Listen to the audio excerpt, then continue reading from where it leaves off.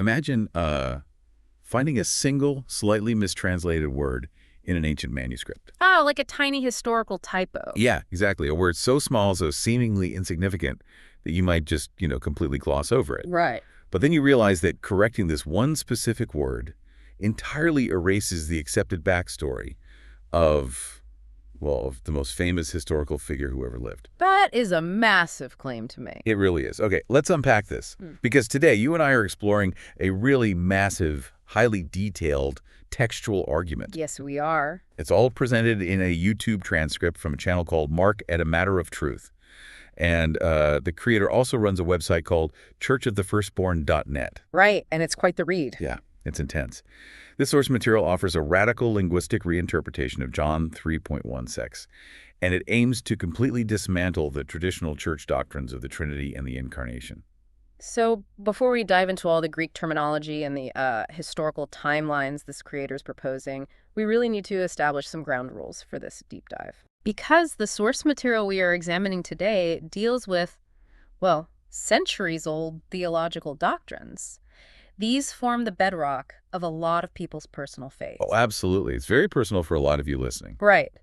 Because of that, I want to make it explicitly clear to you listening, we are not taking sides here. Nope. We are not endorsing the viewpoints of this content creator, nor are we, defending traditional church doctrine. Our mission is strictly analytical today. Exactly. We are just impartially reporting on the ideas contained in the original source material.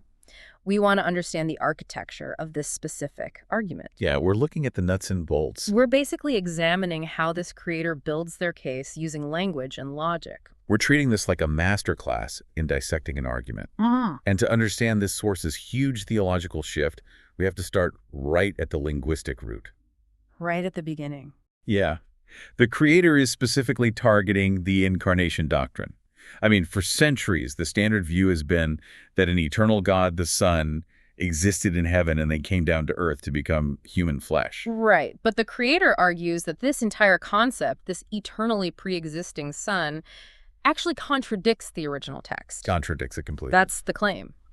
The focus of their argument zeroes right in on John 3.16. Specifically, the English translation of the phrase, only begotten. Okay, that famous phrase. Yeah. They point out that those two English words are actually translated from a single Greek compound word. Monogenes, right? Exactly, monogenes. Wait, for those who haven't been to seminary or spent hours poring over ancient texts, the source mentions using a concordance to define this word. That's basically a biblical dictionary, right? Like something that maps the English words back to the original Greek and Hebrew. That is actually the perfect way to describe it. A concordance basically lists every word used in the text and gives you the original root words and their literal definitions. Got it. So when this creator runs monogenes through the concordance, they break it down into two parts. The first part, mono, means only, or, one alone. Like monolith? Right. And the second part, genes, means being born. Being born? Yeah, so put them together, and the source argues the literal mathematical meaning is only born, not only begotten. Okay, only born. I mean, on the surface, born and begotten sound like synonyms, don't they? They do. But this creator draws a massive philosophical distinction between the two. It is literally the foundational pillar of their entire worldview. Wow. Over that one word. Over that one word. The core argument here is that the act of being born inherently demands a starting point. It requires a beginning. Exactly. If a distinct entity has a beginning, by definition, it cannot be an always existing or eternal God. Oh, I see where they're going with this. Yeah. The source insists that calling him the only born son means the son had a definite point of origin, and that directly contradicts the whole concept of an eternal trinity. And the source takes this even a step further, right, with the phrase, he gave, as in God gave his only begotten son. Oh, right. The second mistranslation they claim to find. Yeah. The creator notes that according to the concordance, another valid meaning for that specific Greek word is actually he received. Yeah. Think about how that alters the trajectory of the whole text. It totally flips it. It does. Instead of a divine being descending from heaven to earth like God sending or giving a pre-existing son down the verse, could actually be translated as God receiving his only born son up to heaven. So an ascent. Exactly. It implies an ascent of a human rather than a descent of a god. It's like finding a centuries-old typo in a famous Shakespeare play. Like, imagine a typo that changes the main character from a disguised king who voluntarily steps down to live among the peasants. Right, the traditional view. Into a commoner who starts at the absolute bottom and earns a crown. I mean, it fundamentally rewrites the character's motivation and their entire arc. It really does. And the source actually anticipates that people will immediately wonder how this translation error happened in the first place. Yeah, because if only born and received are totally valid definitions in the Greek, why did translators choose begotten and gave? Well, the creator argues that the translators of the King James Version of the Bible back in the 17th century were already heavily immersed in the established, man-made church doctrines of the Trinity. So they are arguing this is just a massive case of historical confirmation bias. That is exactly the source's claim. They argue that when those translators encountered a Greek word with multiple possible meanings, they just picked the one they liked. Basically. They naturally and maybe even unconsciously selected the definitions that aligned with the traditions they already believed. Right. The creator views their own work as sort of stripping away that 17th century bias to reveal the raw mathematical meaning of the Greek text. But hold on, let me play devil's advocate here. This creator is sort of ignoring half the text if they just focus on one word. Yeah. I mean, Jesus constantly says things like, he is from above or not of this world. He does say that frequently. So how can the creator claim Jesus didn't pre-exist in heaven if Jesus literally says out loud that he came from above? What's fascinating here is how the source uses the text itself to dismantle that exact objection. They really don't ignore those verses at all. They don't. No, they recontextualize them using John chapter 8 and chapter 17. The creator points out that Jesus doesn't just describe himself as being not of this world. Wait, who else does he describe that way? In John 17:16, Jesus says that his believers, like ordinary human beings, are also not of this world in the exact same way that he is not of this world. Oh, wow. So the source is arguing that if everyday believers can be not of this world without having pre-existed in heaven, then Jesus can too. That is a clever textual pivot. Right. The logic of the source dictates that before believers are spiritually born again, they are of the world. But after that spiritual rebirth, they are classified as being from above. So it's a status change. Exactly. Yeah.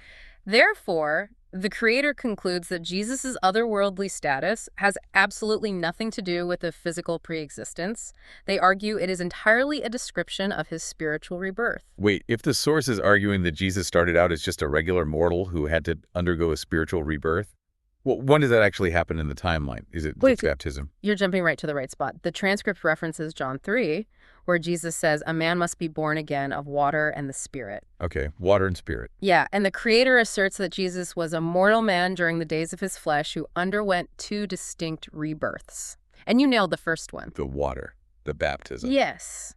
The source claims the first rebirth occurred at his baptism in water. At that exact moment, he became the adopted human son of God. Adopted human son, meaning he still isn't the eternal divine son at that point. Not according to this theory, no. So if the first rebirth is his baptism, I mean, the only other major life event left is the crucifixion and resurrection. Is the resurrection the second birth? That is exactly what they argue. The source leans heavily on Acts chapter 13, which actually quotes Psalm 2. The verse declares, "You are my son, this day have I begotten you." This day. Yes. The creator argues that this day is a specific historical timestamp. It refers to the day of his resurrection. He was literally begotten from the dead. Oh. They argue that was the exact moment he transitioned from an adopted human son into the eternal Son of God. So to make sure you and I are tracking with this source, the argument is that divine sonship isn't a pre-existing condition in this framework. Yeah. It's an earned status. Like the resurrection isn't just a victory lap over death. It's a literal second birth into a completely new state of existence that completely reframes the timeline of the New Testament narrative. It completely flips it. And the creator uses very precise terminology to describe this new state. They call Jesus the creator's first new creation. First new creation. Yeah. They point to Romans 8.29, which describes Jesus as the firstborn among many brethren. Right. If he is the firstborn among many brethren, the source argues, well, that necessitates a shared starting point with those brethren. Meaning he had to start as a mortal man, just like them. Exactly. He started as a mortal and was elevated to an eternal state, basically becoming the prototype for others to follow. Okay, but if Jesus is just a mortal who earned his divine status, doesn't that completely wreck centuries of Old Testament prophecies? How so? Well, traditional doctrine relies really heavily on the Old Testament, predicting that God himself would come down to earth to save humanity. Like, the incarnation is supposedly prophesied all over the place. Yes. The Creator addresses the Old Testament by anchoring their entire interpretation on one specific verse, Numbers 23.19. What does that one say? It bluntly states, and I'm quoting here, God is not a man that he should lie, neither the Son of Man. God is not a man. Right. The source uses this as their foundational lens.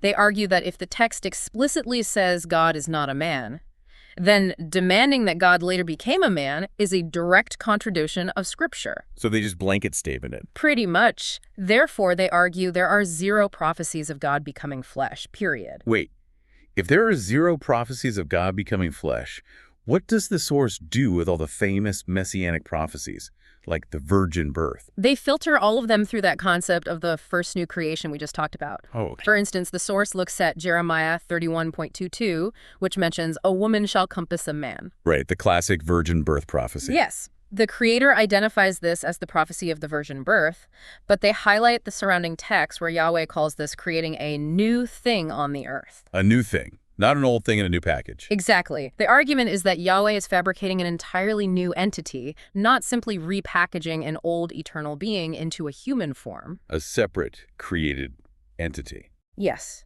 The separation between creator and created is totally vital to this argument. The source also cites Isaiah, where Yahweh speaks of his chosen servant. Yahweh states, I have created him for my glory. For his glory. Right. And the Creator's logical deduction is simple here. A being does not create itself for its own glory. The servant and the sovereign are entirely distinct. Here's where it gets really interesting, because that distinction between the servant and the sovereign completely changes the tone of the crucifixion. Oh, absolutely. The transcript brings up Philippians chapter 2, where it talks about Jesus humbling himself and being obedient unto death. And because of that, God highly exalted him and gave him a name above every name. Yes, that sequence of events in Philippians is basically the bedrock of the Creator's timeline. Right. First comes the humility. Exactly. Right. First, the human obedience, and only after that comes the exaltation. It functions almost exactly like a medieval knighthood. A knighthood. Yeah, think about it. You aren't born a knight. You are just an ordinary citizen.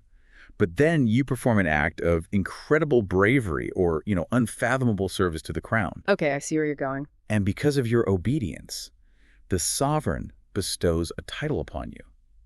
You are elevated from your common status to something higher.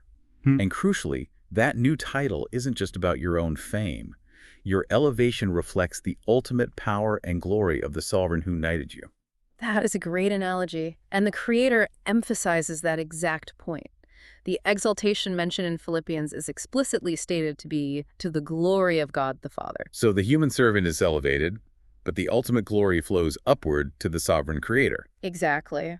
The source actually cites Hebrews chapter 1 to reinforce this upward mobility. They point out that Jesus was made a little lower than the angels first as a mortal and was only crowned with glory and honor after suffering death. So it's a strict progression from lower to higher. Always. A mortal ascending rather than a god descending. Wow. We've spent this entire deep dive mapping out the mechanics of this textual argument, the Greek root words, the alternate timelines, the reinterpreted prophecies. It's a lot of dense material. It is. But the medium this creator uses to deliver this highly specific, incredibly dense theology is, it's wildly unexpected. Well, the format is just as fascinating as the argument itself. Yeah. Brother Mark, the creator behind this source, he doesn't just write lengthy essays or record standard spoken word lectures, does he? No, he does not. He translates this intense, concordance-driven biblical study into what he calls Bible teaching songs. Songs. Yes, songs. The transcript literally includes the actual lyrics to one of these songs. Yeah. And it isn't just vague inspirational poetry either. It is the literal theological thesis set to a melody. Right. The lyrics sing, and I won't sing it for you, but they go, "Today I have begotten you as my son, the creator's first new creation. There are no prophecies of a pre-existing God the Son." It's very direct. He is deliberately using musical structure, specifically rhyme and rhythm, to enforce the retention of complex alternate theology. Memory aids. Exactly. For example, he wants to ensure listeners remember the argument about the 2 distinct rebirths we discussed earlier. So he rhymes the word twice with advice. How does that line go? The lyric is, notice that Jesus says we must be born again twice. That is not just a suggestion or some mere advice. Wow. He really commits to the bit. And he does the same thing with the Old Testament citations, right? Yes, he does. To make sure his audience can find the new thing, prophecy, he actually rhymes clue Right. with Jeremiah 31, verse 22. Right. He sings, a woman shall compass a man, is your first clue, found in the prophecy in Jeremiah 31, verse 22. I mean, it is such a specific, almost jarring way to debate Greek linguistics in the 21st century. It might seem jarring now, but if we connect this to the bigger picture, the psychology behind this method is actually incredibly sound. Yeah. Putting complex information to a melody actually bypasses the critical filters of the brain. You find yourself humming the argument before you've even fully analyzed it. It's a little hairy, actually. It's powerful. Throughout human history, before the printing press made books widely available, this was the primary technology for transmitting knowledge. Because the average person couldn't just sit down and read a Latin manuscript or, parse a Greek concordance. Exactly. Everyday people learned their history, their laws, and their theology through the ballads and hymns they sang.